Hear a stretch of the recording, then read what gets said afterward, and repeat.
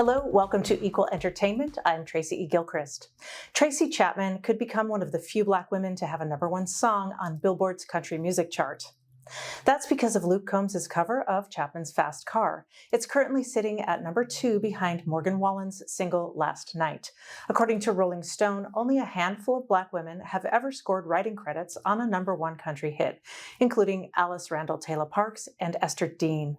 Chapman released Fast Car in 1988. It rose as high as #6 on Billboard's Hot 100 and won a Grammy for Best Female Pop Vocal Performance.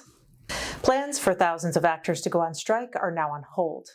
A union representing about 160,000 actors says contract negotiations with an alliance of major studios have been extended until July 12th. If the Screen Actors Guild does eventually go on strike, they would join 11,000 members of the Writers Guild of America, who have been on strike for 2 months. The studios have already reached a deal with a third major Hollywood union, the Directors Guild of America. Production of many movies and television shows have been shut down by the current writer's strike. Indiana Jones swung back into movie theaters for a final run. Indiana Jones and the Dial of Destiny topped the box office totals, but came in at the lower end of projections with just $60 million in its opening weekend. Disney expected it to make $82 million through the 4th of July holiday. The film marks the last time Harrison Ford will play Indiana Jones. It's the 5th movie in the franchise that launched in 1981, and the first one not directed by Steven Spielberg. Spider-Man Across the Spider-Verse was a distant second. The new release Daruma is believed to be the first film starring 2 disabled leads in a story that's not about disability. The indie film stars Tobias Forrest and John W. Lawson. It follows 2 friends driving across the country with one man's young daughter. The feature made its debut to a packed house at the recent Dances with Films Festival at Hollywood's TCL Chinese Theater. Up to 25% of Americans identify as having a disability, but few disabled actors are regulars in TV and film. July is Disability Pride Month. Rock Hudson was one of the most celebrated leading men of the 1950s and 60s. He was an icon of Hollywood's golden age. When AIDS claimed his life in 1985, it shocked the world and opened up people's eyes to the breadth of the AIDS epidemic. Now a new film, streaming on Max, explores the story of Hudson's double life. The Advocate Channel's Stephen Walker caught up with the director of the Rock Hudson documentary, Stephen Kijak, and author Mark Griffin at the Provincetown International Film Festival. How do you hope that this film will be received by audiences, especially the queer ones? Well, many answers to that question. I would say mostly, go see more Rock Hudson movies.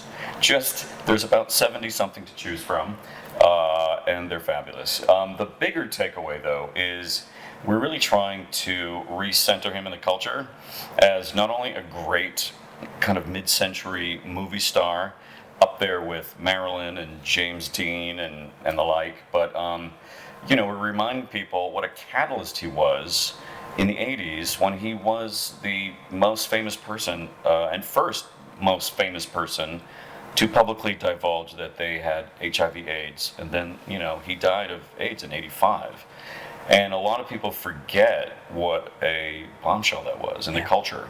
And it really changed and helped the cause by making it part of the national conversation, helping with the fundraising.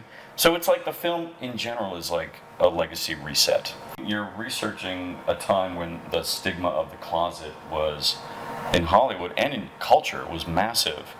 But it might even be worse now for closeted celebrities because there's a lot more scrutiny on them. From both sides. Yeah. Why are you in the closet? Why won't you come out? The pressure's on them.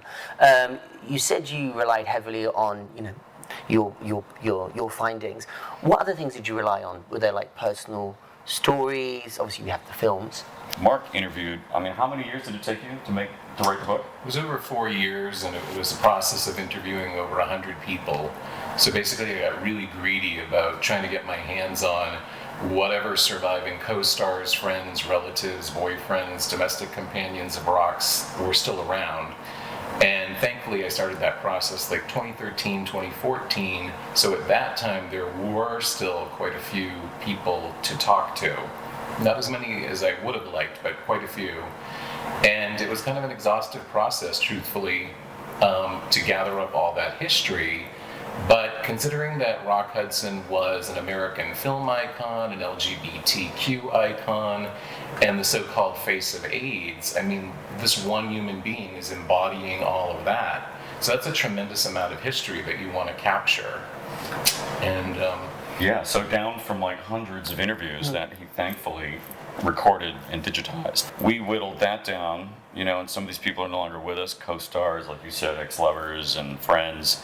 But then what I did, I reduced it even more and made a very specific decision to only film interviews with a little arc of gay men who are in his life that will take you from the pre-Stonewall days, before liberation and all that, to the other side of the AIDS crisis. So, and these guys were lovers, a wingman, best friend, co-stars, you know, and people that he legitimately impacted in some way in their lives. So it's kind of a generational portrait, and in a way a little bit of a what if. Like if he had lived, this would have been his peer group, he would have been one of these guys, you know. Oh, no. Was there anything that you found out, like, you know, without looking for spoilers here, but any big surprises that took you back? You probably uncovered all the surprises before anybody. I would say just the surprises for me were how much I enjoyed a lot of the body of work. You know, there was a lot of weird old studio stinkers in there, but when he was great, he was really, really great. Favorite rock film? Oh God, we could be here for hours. I'm just gonna say All That Heaven Allows and leave it at that. It's one All of the That most, Heaven Allows. which kind Okay, of we inspired all our need to go title. home and watch that. I really feel you bring him back into, you know, the new generation can discover this icon. Well, the surprise too, I would say, is that he wasn't cowering in the closet and like this tortured soul. You know, I mean, he had a very public persona he was a massive movie star, the face of heterosexual virility, but underneath the surface and in his private life, he was just kind of an easy-go-lucky gay guy who had a lot of sex and who had a great circle of friends. Rock Hudson, All That Heaven Allows is streaming now on Max. Nimona is the story of a powerful shape-shifting teenage girl and a disgraced knight in training suspected of killing a queen. It's the story of a society governed by old world rules and afraid of outsiders. The Advocate Channel's Rachel Smith spoke with Chloe Grace Moretz about the new epic tale. Hey, boss. Who are you? The name's Nimona. Your sidekick has arrived. I don't need a sidekick. Every villain needs a sidekick. I'm not a villain. I mean, you have played so many cool characters over your very impressive career, but I mean, no one quite like Nimona. I mean, this had to be such a dream come true, right? 100%. You know, this was a project that honestly was a tall task to try to, you know, rise to the occasion for. And she's a character that, you know, I kept saying when I got into the booth, it was like solving a Rubik's Cube of emotions just to try to do one of the paragraphs. Which was really fun and wild and felt so experimental at times. I can help you, but promise me you won't freak out. Why would I trust you? Promise! I promise! Even when you see the horn? Horn! Promise! I promise, I will not freak. Oh. This is the part where you run. They call me. There's a line that you have in this movie that really hit me. It was they're telling you, like, you know, stop shapeshifting. You know, it'd be a lot easier if you were just if you just looked human. And you're like, easier for who? Yeah. And that really reflects so many things going on of like social media or Hollywood, like easier for who if I look a certain way or behave a certain way. I'm sure as a young girl in the industry, you felt that many times. Yeah, for sure. I mean, yeah, I think he says to her, he's like, you should just, it'd be easier if you're just a little girl. And she was like, easier being a girl? Okay, got it. So it was pretty funny to do that. I mean, I think that, you know, really represents the project. It's a story that is for anyone that's ever felt other than, anyone that's ever felt ostracized for who they are or villainized for the way that they present themselves or the way they were born. And this, you know, it really has such a strong sense of, you know, acceptance and accepting yourself, self-love for yourself and for those around you. And it does all that in such a fun, crazy, chaotic, exciting way. And you don't usually get all those elements in one film. Ooh, I like where this is going. Let's break stuff. Promise?